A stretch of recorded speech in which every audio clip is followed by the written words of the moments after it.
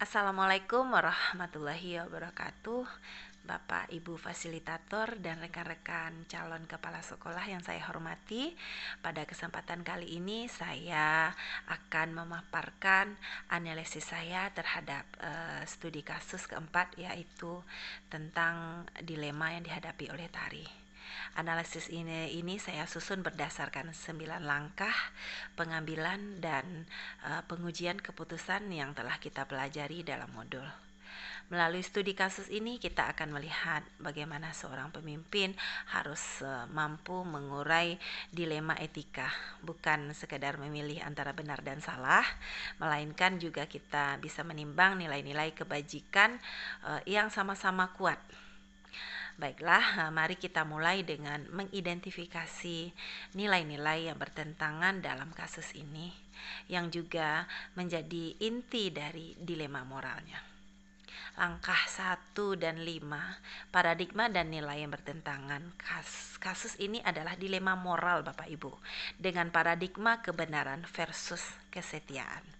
Tari dihadapkan pada dua nilai, kebajikan yang saling bertentangan antara kejujuran ingin melaporkan Rara dan juga kesetiaan ingin menjaga persahabatan juga. Langkah kedua dan ketiga, pihak terlibat dan fakta yang relevan. Pihak yang terlibat adalah Tari sebagai saksi, Rara sebagai pelaku, Nina sebagai korban, dan Bu Serinya ini sebagai guru. Fakta relevannya adalah Rara ini mengambil dompet Nina yang berisi uang. Tari melihat kejadian itu dan Tari adalah sahabat dekat dari Rara.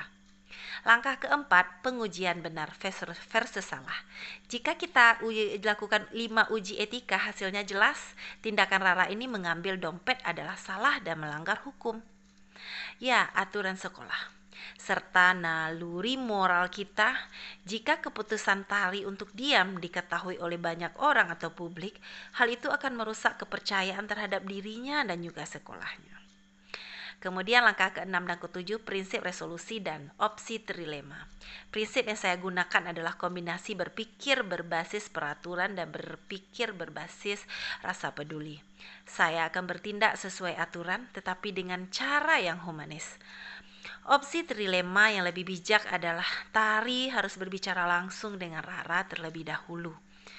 Ini adalah solusi kreatif yang tidak harus merusak persahabatan, sekaligus kita juga menegakkan kejujuran.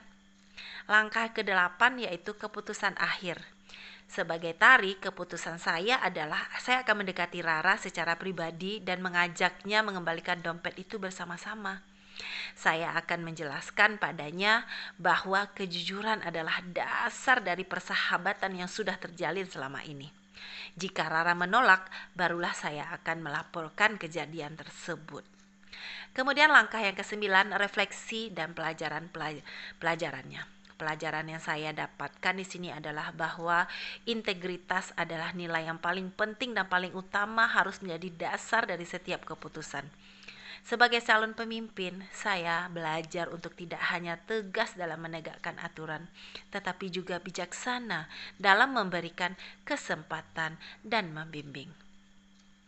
Ini akan membantu saya di masa depan untuk selalu membuat keputusan yang tidak hanya benar secara prosedurnya, tetapi juga akan berdampak positif dan juga berintegritas.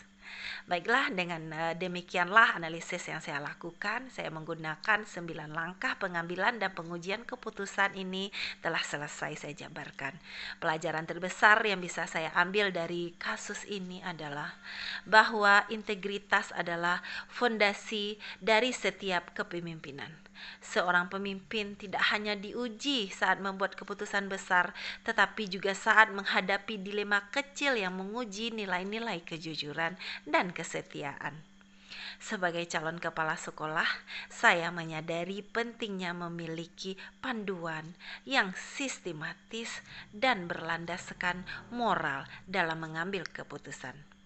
Pendekatan ini akan memastikan bahwa setiap keputusan yang kita ambil tidak hanya benar, tetapi juga harus bijak dan juga tentunya berdampak positif bagi seluruh komunitas sekolah. Terima kasih Bapak Ibu atas perhatiannya. Saya akhiri dengan mengucapkan Assalamualaikum warahmatullahi wabarakatuh.